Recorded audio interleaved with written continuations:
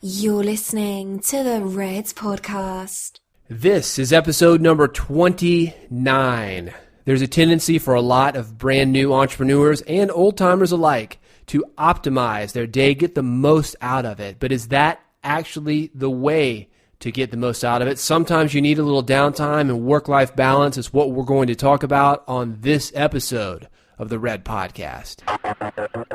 This is the Red Podcast. Real entrepreneur development. Make more money, work less, and live a life of freedom. No BS advice that really works. Here's your hosts, David Hooper and Laurel Staples. Well, we had dinner with good friends last night, two couples. Both of them worked together, which was kind of a strange coincidence. So we had three working couples at the dinner table, and the subject of work-life balance came up. It was good to be in good company with other people that work with their spouses from home. Yeah, and one of these guys, they'd been married for 25 years. That was impressive. And they get along great. They were perfectly happy. Still got along, and we asked them how they did it, and they just did. They said they spend pretty much all day long together, which would be challenging. I was emailing a guy, going back and forth with him. He runs a blog called Art of Manliness. Have you ever seen this blog? I love that blog, and I'm not even a dude. It's very, very popular, and I asked him the same question, and he said, yeah, we're together pretty much 24/7. Really appreciate the fact that we can work on a project and have something that we're doing together, which I can appreciate as well. Yeah, I like you. I don't want to work with you 24/7. No offense. Well, let's talk about what RED is. RED stands for Real Entrepreneur Development.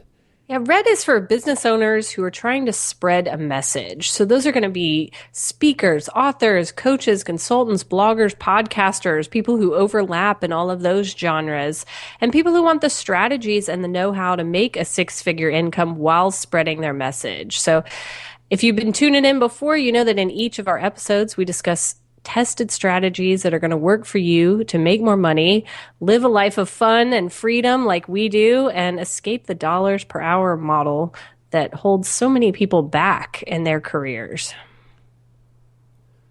We got a sponsor this episode. We're still in the middle of 30 days of red hot giveaways. We've got a lot of great stuff that we've been giving away. iPods. We've been giving away Kindles, Chromecast, Amazon TVs, a lot of books. And our sponsor today, this is a guy that you introduced to me, Side Hustle Nation. Side Hustle Nation, Nick Loper. He's awesome. Nick has an interesting slant on something that's similar to what we do. He helps people, I'm going to say he helps them to quit their jobs, but he does it through getting them on a part-time thing, something they can do while they have a job, and eventually that becomes their full-time hustle. Yeah, it's about taking your side hustle into a full-time hustle. And Nick owns a couple online businesses that are quite successful. And so he's taken his knowledge that he's learned through doing that and through working with people and put it into his blog, which is sidehustlenation.com, and his podcast to really help other people do the same thing and start to make money online and all that good stuff. Real cool guy, lots of great advice, good writing, good podcast. Check him out at sidehustlenation.com. And we're going to continue the discussion that we had at dinner last night on this podcast, Laurel. We're going to talk about life-work balance. Or work-life balance. Which comes first? Well, for a lot of people, it is the work. And I want to start this conversation by talking about what I call the optimized people. Have you ever seen these guys, a lot of them online, and they've got like some kind of fancy watch or fancy iPhone apps, and they're scheduling every single part of their day. And they think like this. They think, well, hey, the U.S. Army has done studies, and they have figured out that you only need 4.5 hours of sleep to be able to work well. And therefore, I'm going to only sleep 4.5 hours, and I'm going to do this the rest of the time. And they've got a whole list of stuff that they've got to do. Not a moment break. Yeah, I'd be so angry if I only got 4.5 hours of sleep. These are the guys that focus on maximizing things, or what they call optimizing things, and I've never seen it actually be very successful. Most of these guys spend all their time thinking about how they're going to optimize something, and it's like being with your father, not your father in particular, but the stereotypical maybe mine. The stereotypical father on vacation where he's got that schedule. All right, kids, back in the van. We've got to go see this site. That's my father. Yeah, and he's got a schedule. He's like a train station running a tight ship.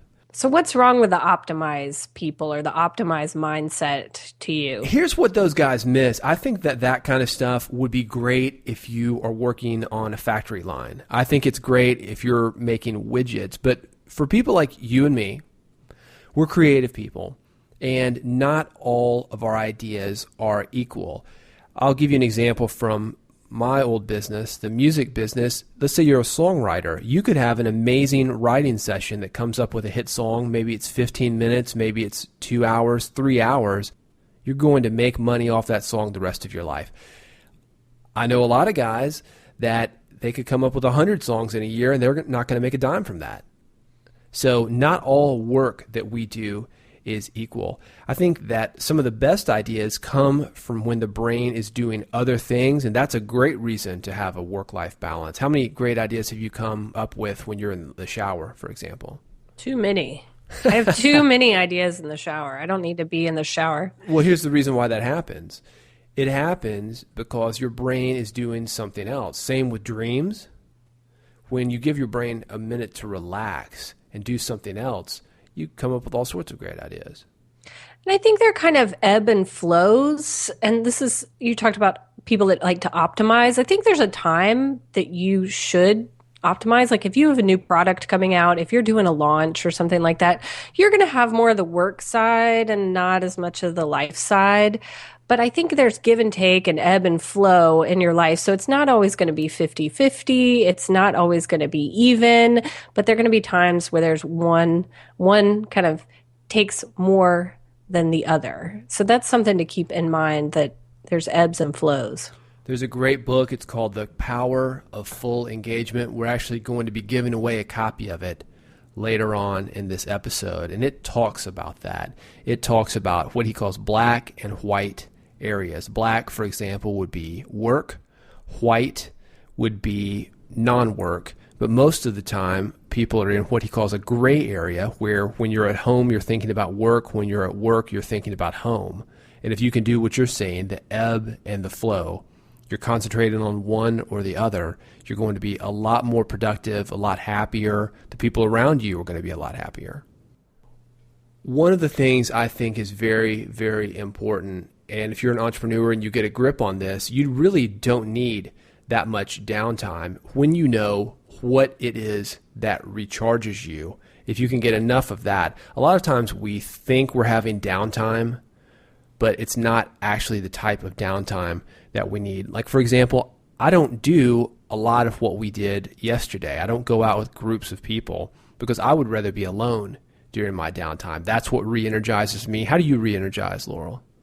For me, it's alone time, and it's also hiking time. I like to get out in the woods and by myself and do my own thing and just kind of process things.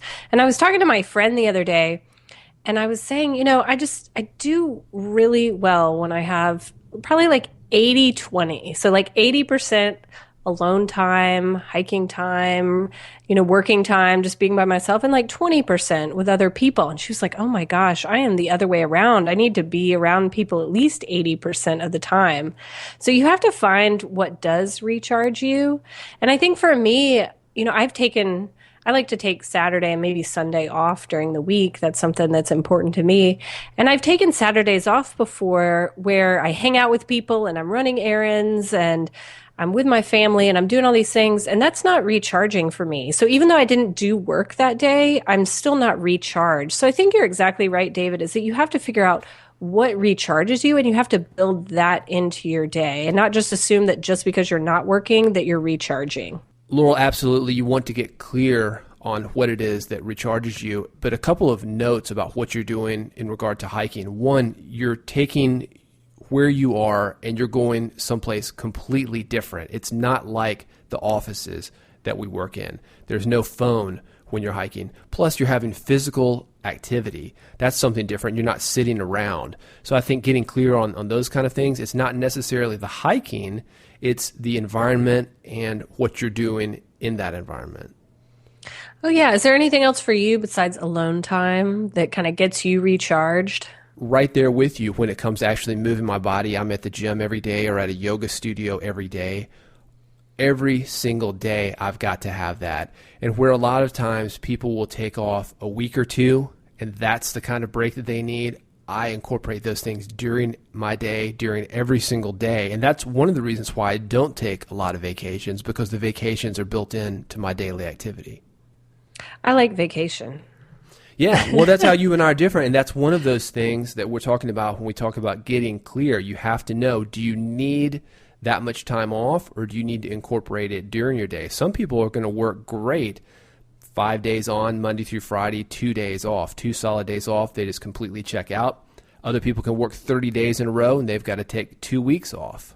So it's getting clear about that. Now, I will say this. When you and I go on vacation, it usually takes me a couple days to get into that vacation mode, but once I'm there, it absolutely is beneficial. So that's one of the things that I would recommend to people who have a hard time, if they're like me, where they're like, no, I can't take vacation. I just can't stand to stand still. I think once you break into that after a couple days, it can be a lot easier, and it can be really, really beneficial, because I always come back and I'm ready to work at that point.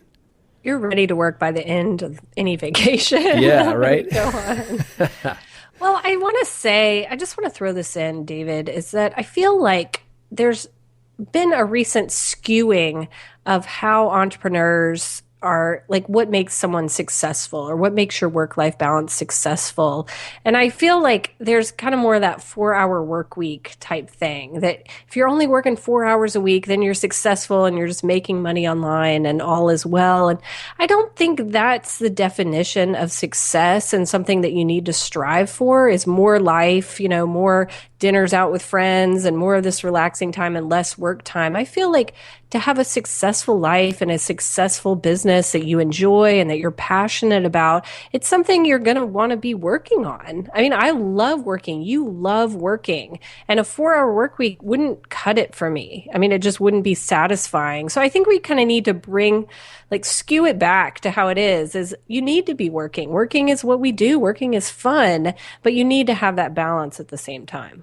Working can be fun. I think when you've got those guys that I call the optimizers, a lot of times they choose their businesses based on how much money they can make. They want to optimize the amount of money per hours invested, and that's the reason they need the kind of breaks that they do. When you're doing the work like we do, sure, you're paid well, but we actually enjoy it, and we set things up that way. So that's another thing to think about when you're considering life-work balance, is how you actually set your business up and the work that you're doing. Set something up that you want to do, and a lot of these things will never come up for you. So how do you build downtime into your schedule? Well, the first thing that I do, and this is with big vacations, you and I are planning one right now, actually, after we get married. The honeymoon. It's called the honeymoon. And I'm excited. We're planning that out, and we had to basically put it on the calendar. We don't know where we're going to go yet, but we put it on the calendar saying this is when we're going to go. Don't schedule any work for this. And I do something very, very similar throughout the day. As I mentioned, I take breaks throughout the day, and I put those breaks in first before I put any kind of work in. And speaking of vacations, we're already talking about 2015, and we're saying, okay, we need to look at 2015 and we need to put vacations down on the calendar. So they're already built in and you already have them there. So you're sure to take them, as opposed to, oh yeah, we should have taken a vacation and now I'm exhausted and we can't do it. Plan it in there. Look ahead in your schedule. Right. Yeah, definitely. Sometimes I'll do it like this. I'll think, well, I'm going to take a couple of weekender, 3-day, 4-day weekend driving vacations. We're here in a pretty central part of the country. Those things are easy to do for us. Maybe an international trip, maybe something where I have to fly to. So I think of it in those kind of terms. And then I start scheduling. Yeah, and I just want to say that conferences and things like that, they're not vacations. There's a difference. Well, they are a break for me, though, and I think it has to do with that kind of environment that we're in, and they can also be very, very energizing. Strangely enough, that's when I take a lot of my time off is like the day after a conference. I don't go back to work right away. Well, again, I think it goes back to you have to figure out what recharges you. And something like that might